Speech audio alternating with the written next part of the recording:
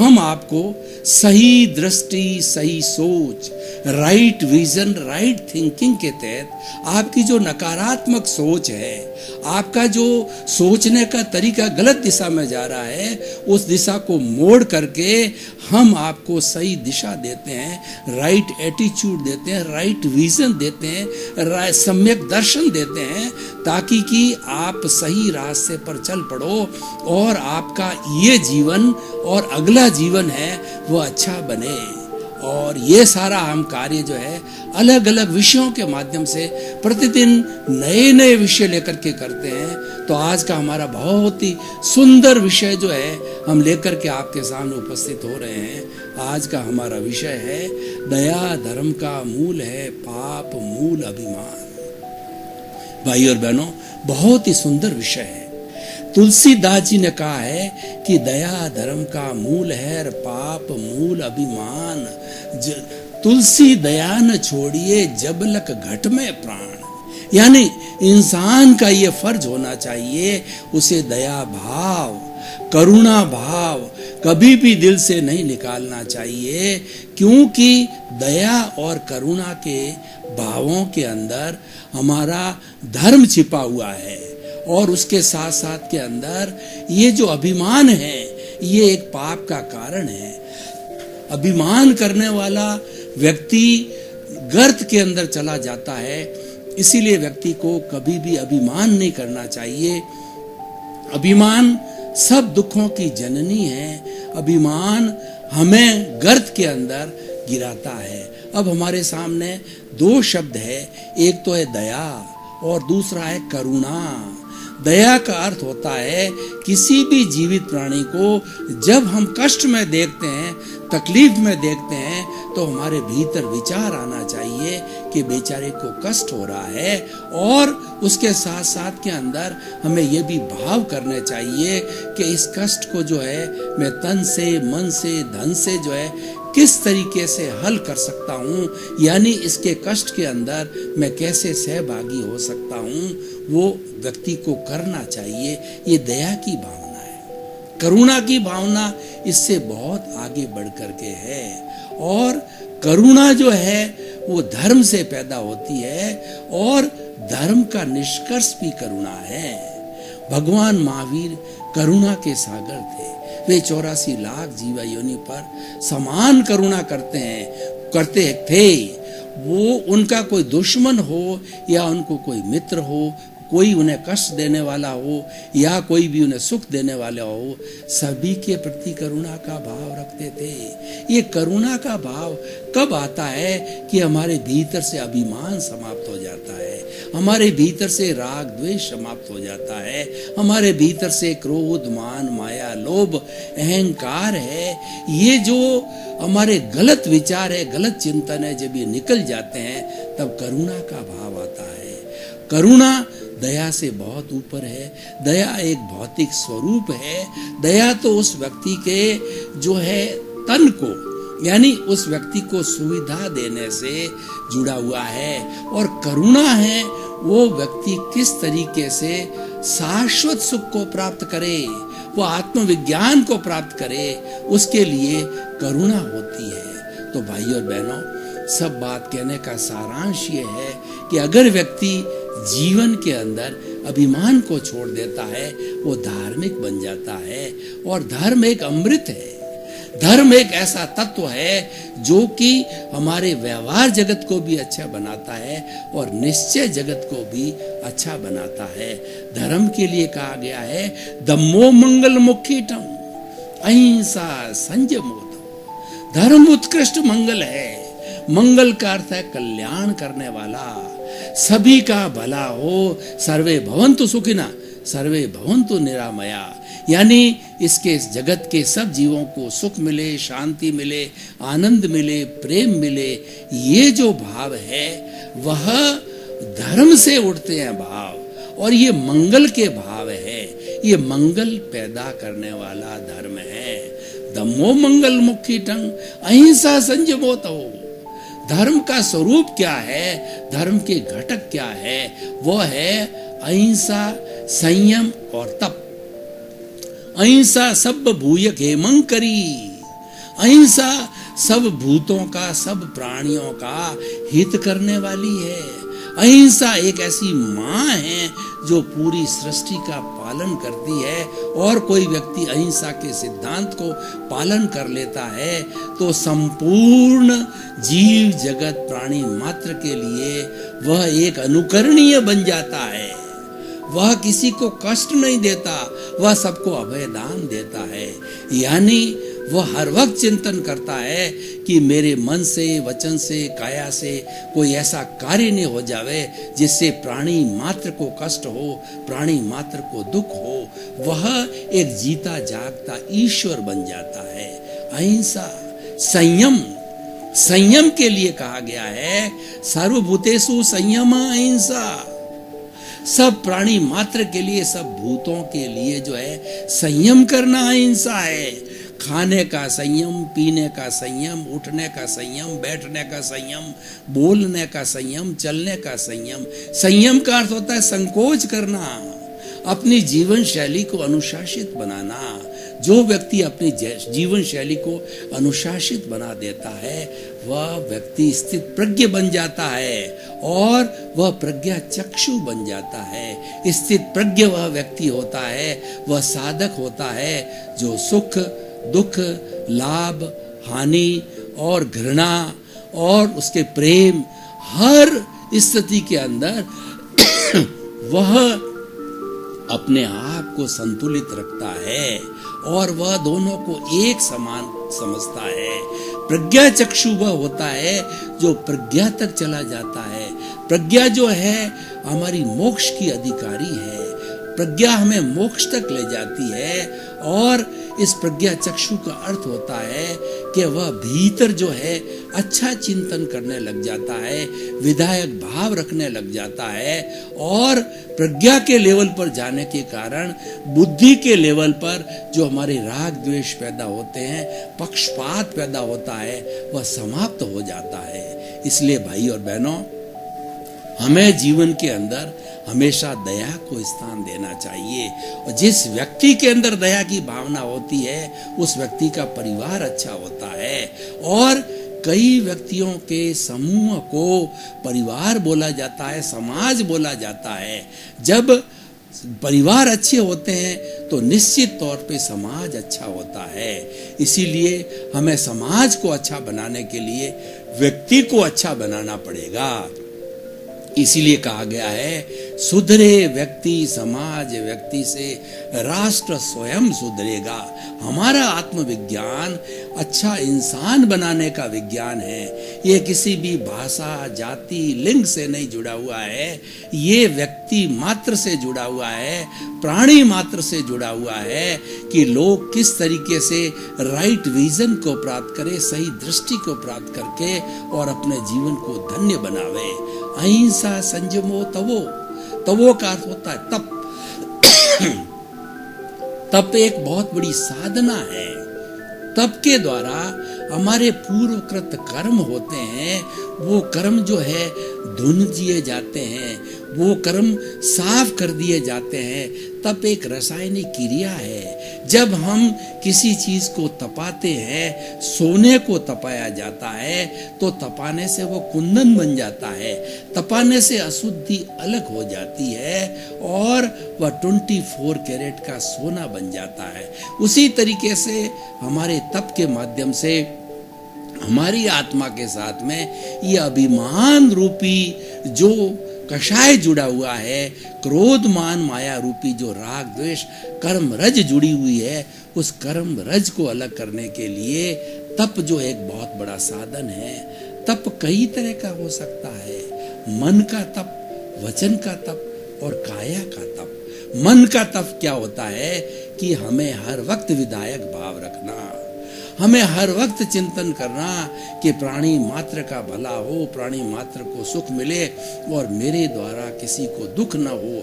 इसीलिए हमें अपने भीतर विराजमान शुद्ध आत्मा भगवान से हमेशा ये प्रार्थना करते रहना चाहिए कि हे मेरे भीतर विराजमान शुद्ध आत्मा भगवान, मुझे ऐसी शक्ति दो, जागृति दो कि मेरे द्वारा किसी को दुख न हो, मैं किसी के दोष न देखूं, मैं किसी के प्रति बुरे भाव न लाऊं, मैं किसी के प्रति जो है वो अभिप्राय न दूं, ओपिनियन नहीं दूं, और उसके साथ साथ में मेरा जो अभिमान है, मेरा राग द्वेष ये घटता जाए।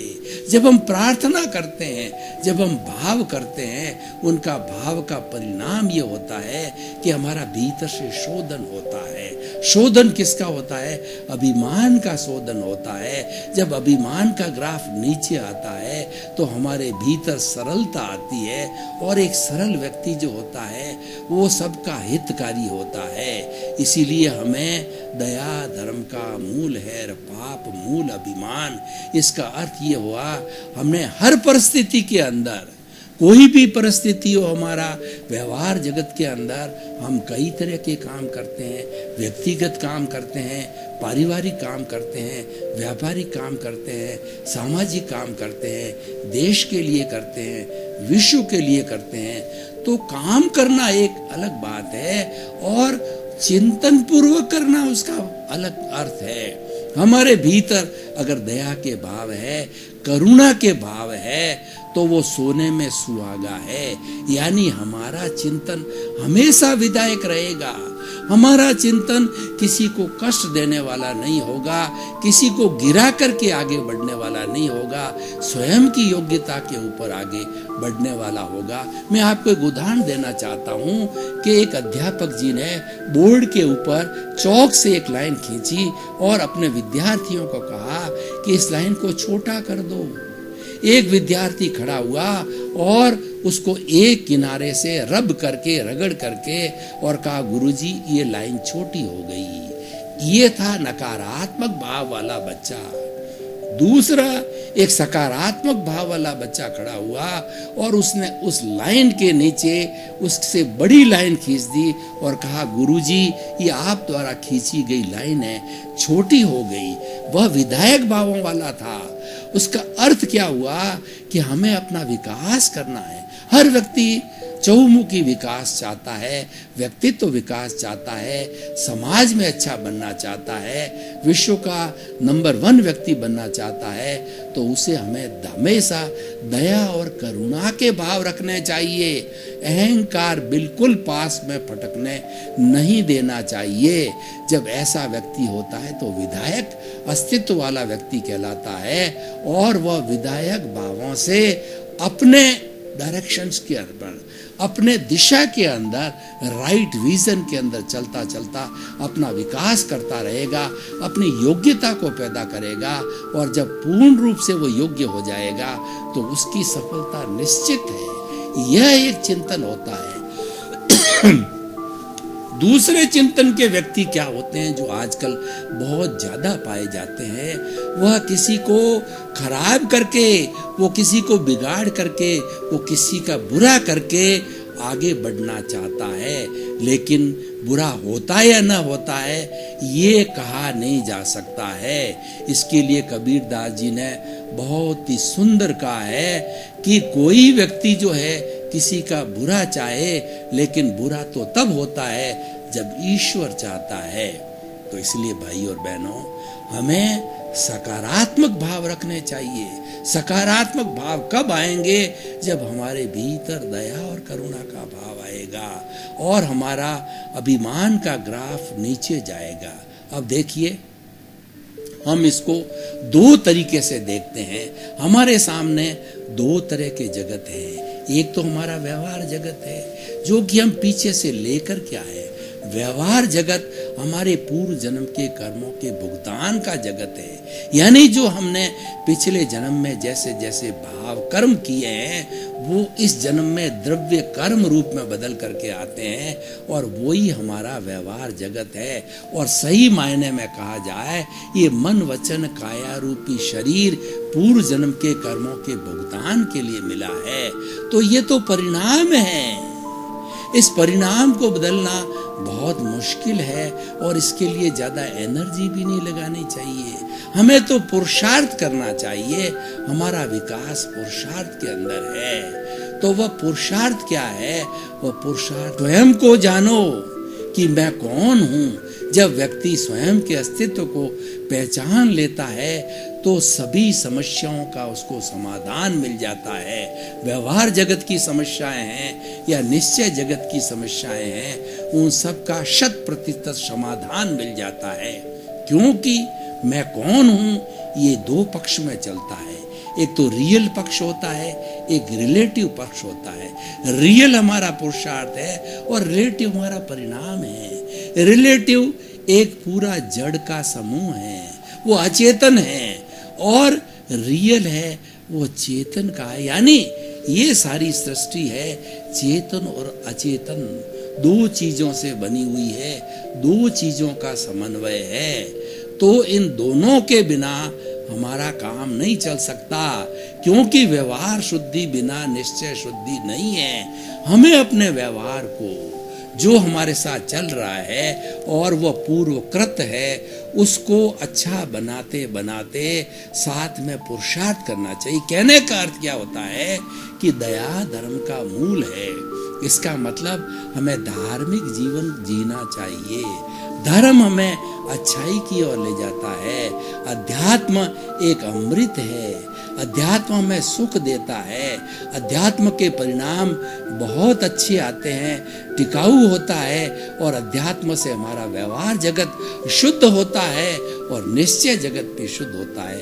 आप मुझे कहें कि आप हमें एक ऐसी जीवन शैली दीजिए जिससे कि हम हर क्षण सुखी रहें।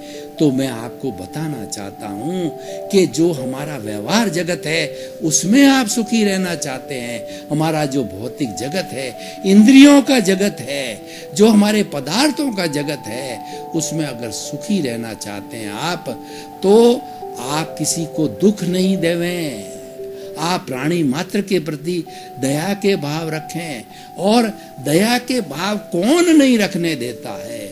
दया के भाव नहीं रखने वाला अहंकार एक ऐसा कंपोनेंट है, एक ऐसा घटक है, एक ऐसी कहना चाहिए एक आयाम है जो व्यक्ति को दयाशील रहने नहीं देता है। वह अपने साथ वाले को छोटा समझता है। अहंकार सुपीरियरिटी कॉम्प्लेक्स पैदा करता है और दूसरे वाले को छोटा समझ करके नीचा दिखाना चाहता है, और वह ये डिस्टिंक्शन करना चाहता है कि मैं बड़ा हूँ और तुम छोटे हो, क्योंकि ये अहंकार का लक्षण है, ये अभिमान का लक्षण है, और इसके कारण हमारा व्यक्तित्व अच्छा नहीं होता है। अहंकार को जन्म देता है। देखिए, सबसे बड़ी अशुद्धि जो है हमारी आत्मा से जुड़ी हुई है, वह कषाय है। वो क्रोध, मान, माया, लोभ, ये चंडाल चौकड़ी है। इसमें से आपने किसी एक को परमिशन दे दी, आपने अभिमान, अहंकार को परमिशन दे दी, तो इस चंडाल चौकड़ी का जन्म जन्मांतर से आपस के अंदर बहुत बड़ा एग्रीमेंट है कि आप चारों में से कोई एक घुस जाओ व्यक्ति के भीतर, तो तीन हम अदृश्य रूप से आपस में डोर से बंधे हुए हैं। हम बैक डोर एंट्री से आ जाएंगे। कैसे आ जाएंगे? मैं आपको बताना चाहता हूँ कि एक अहंकारी व्यक्ति जो होता है वह हमेशा दूसरे को छोटा समझेगा और अपने आप को बड़ा समझेगा। इसका मतलब ये जो विषमता पैदा करेगा, इस विषमता के कारण व्यक्ति के अंदर क्रोध की भावना आ जाती है, क्योंकि वह दूसरों को नीचा दिखाना चाहता, दूसरे नीचा अपने आप को मानने को तैयार ना हो तो उसका क्रोध भड़क जाता है। तब वो क्या करता है, उस व्यक्ति को अपने अंदर कंट्रोल करने के लिए, नीचा दिखाने के लिए वह छल कपट का प्रयोग करता है, माया का प्रयोग करता है। और माया के प्रयोग के साथ साथ के अंदर लोभ पैदा हो जाता है। व्यक्ति जो है अहंकार लोभ के वशीभूत होके करता है। अपनी लालसा को पूरा करना भी एक लोभ है, वह तृष्णा भी एक लोभ है, और उससे जो है अहंकार पैदा होता है। तो मेरे कहने का अर्थ ये है कि दया को कौन पैदा नहीं होने देता है। दया की प्रतिरोधात्मक शक्ति है, वह अहंकार है, अभिमान है, दया धर्म है तो अभिमान पाप है। ये दोनों एक दूसरे के ऑपोजिट है और दोनों एक दूसरे से विपरीत लक्षणों वाले हैं। जो धर्म है वो आनंद देता है, सुख देता है, शांति देता है, प्रेम देता है, और अभिमान है उसका परिणाम पाप है। वह दुख पैदा करता है, टेंशन पैदा करता है, घृणा पैदा करता है, वैमनस्य पैदा करता है और समाज के अंदर दरार डालता है, नकारात्मक सोच वाला होता है। भाई और बहनों, आपका बहुत बहुत धन्यवाद। आप आत्मविज्ञान कार्यक्रम बराबर देख रहे हो। आत्मविज्ञान कार्यक्रम देखते रहिए।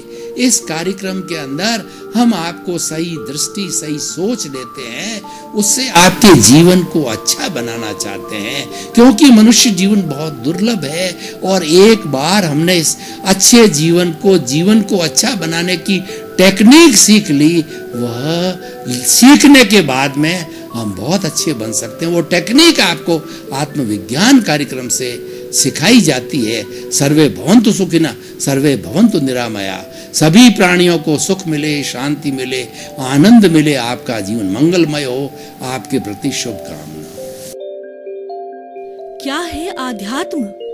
दर्शन, चिंतन धारा, विद्या या संस्कृति की परंपरागत विरासत। आध्यात्म दर्शन यानी जीवन का शाश्वत सत्य। मानव जीवन से जुड़े शाश्वत सत्यों को जानिए और समझिए उपासक डॉक्टर सोहन राज तातेड़ से हमारे खास कार्यक्रम आत्मविज्ञान में। आत्मविज्ञान यानी सही दृष्टि, सही सोच।